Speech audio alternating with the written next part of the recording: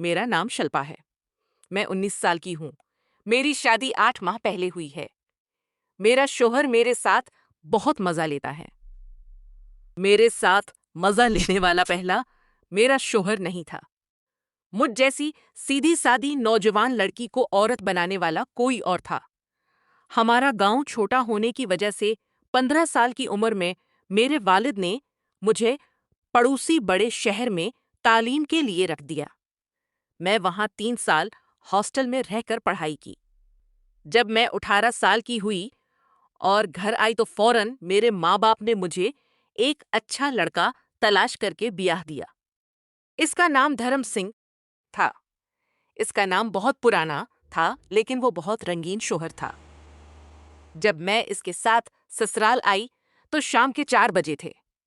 घर आकर मेरी सास ने हमें प्यार से खुश आमदीद किया और कोडा कोडी की, खेल खुलाई और फिर जल्दी से खाना दिया।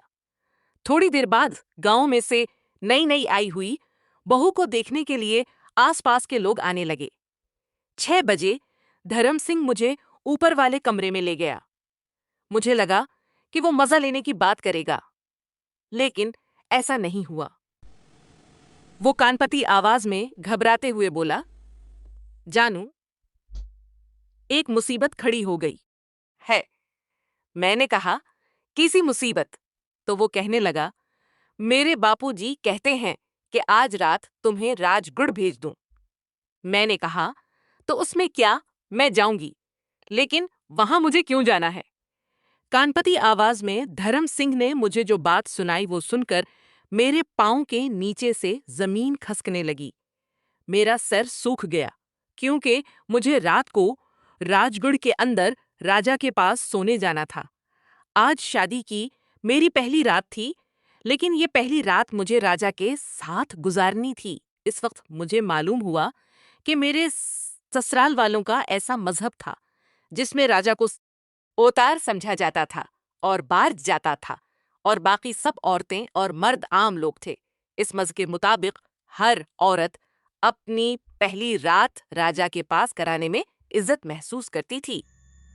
मेरे ससुर ने बगैर किसी शर्म के अपने बेटे से कहा कि सालों पहले जब मेरी सास नई नई ब्याही होकर ससुराल आई थी तो वो भी राजा के पास गई थी, इसराल गई थी। इस वक्त के राजा बिल्कुल जवान थे। वो साफ साफ बता रही थी कि अगर कोई नई ब्याही हुई कन्या राजा के पास न जाए और राजा से मुहूर्त न कराए तो राजा की करम नवाजी के बगैर घर की गाड़ी नहीं चल सकती। अब मेरे पास 2 रास्ते थे।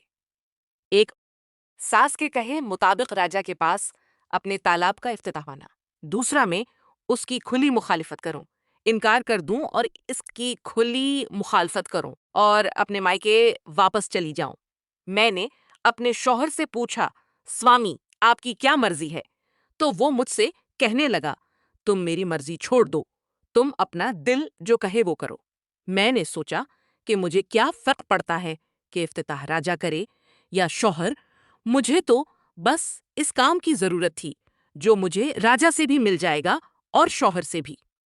ये बात हो रही थी कि अचानक मेरी जेठानी आ गईं और उन्होंने मेरे शौहर से, यानी अपने देवर से, कहा, देवर जी, आज तुम्हारा मीला नहीं पड़ने वाला, इसलिए घोड़े को पकड़कर बांध लो और अगर सबर ना हो तो तुम मेरे पास आ जाना, तुम्हारा भाई तुम्हें नहीं रोकेगा। देवर जी, तुम्हें कोई मसला तो नहीं? तो उन्होंने कहा, नहीं, मुझे कोई मसला नहीं, मेरी बेवी को अपने साथ ले जाओ। मेरी जेठानी मुझसे कहने लगी, आज तुम राजवाड़े में राजा के साथ राज करोगी, तुम बिल्कुल ना घबराओ। राजा बहुत समझदार हैं और बहुत एहतियात से काम करते हैं। अब दोस्तों, तुम ही बताओ, जिस घर में सास और जेठानी अपने कुनवी का इफ्तिताह किसी और यानी राजा से कराती हूं, वहां पति बर्ता बनकर रहने में मुझे क्या फायदा? और वैसे भी मेरा शोहर बिल्कुल पानी में बैठ गया था, इसलिए मैंने इसे समझाया, मुझे जाने दो, मैं जाती हूं, देखती हूं मेरे साथ क्या होता है। ज्यादा से ज्यादा राजा मेरे साथ 2-3 बार जंग करेगा, इसमें क्या बुराई है? हम भी कहाँ कच्चे खिलाड़ी हैं। शाम हो गई। मेरी सास और घर की बाकी औरतों ने मेरा संहार किया। मेरे मुंह में शक्कर की डली रखी, मुझे दुआएं दें और एक खास गाड़ी में बैठाकर गाते बजाते राजा के किले तक पहुंचा दिया। मुझे ताज्जुब हुआ जब जब रानी साहबा ने मेरा इस्तकबाल किया और फौरन एक दासी ने मेरा ख्याल रखना शुरू कर दिया और आधी रात को वो मुझे राजा के कमरे में छोड़ गईं। राजा कमरे में आए और मुझे खेलना शुरू किया और आहिस्ता आहिस्ता मुझे भी मजा आने लगा। राजा ने सोकटाबाजी की खेल 3 बार खेली और राजा भी मुझसे बहुत खुश हो गए।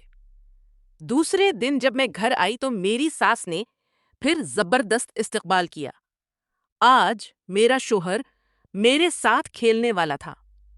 मेरा शोहर भी बहुत अच्छा खिलाड़ी था।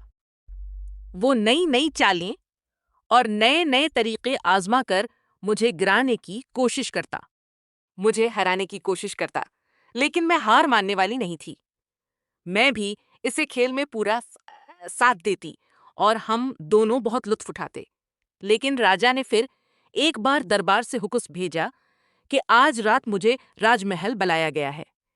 मैं दिल में बहुत खुश होने लगी और बार बार सोचने लगी कि आज राजा के साथ सोख्ताबाजी की खेल खेलूंगी, और ऐसा बार बार होने लगा। मेरे शोहर, सास या जठानी को इस बात पर कोई अफसोस या एतराज नहीं था कि मैं राजमहल जाऊं और राजा के साथ लुत्फ उठाऊं। इसलिए जब मैं घर वापस आती तो राजा साहब से कह कर आती कि 2 दिन बाद मुझे फिर बुला लेना, हम बहुत मजा करेंगे। दोस्तों, वीडियो को लाइक करें और चैनल को सब्सक्राइब जरूर करें। फिर मिलेंगे, सब्सक्राइब जरूर करें। वीडियो मुकम्मल देखने पर आप सब दोस्तों का बहुत बहुत शुक्रिया। इस वीडियो के नाम, किरदार और वाकयात सिर्फ ख्याली हैं। उनका किसी हकीकी शख्स से कोई ताल्लुक नहीं। ये कहानी सिर्फ तफरीह के लिए बनाई गई है। शुक्रिया। अल्लाह।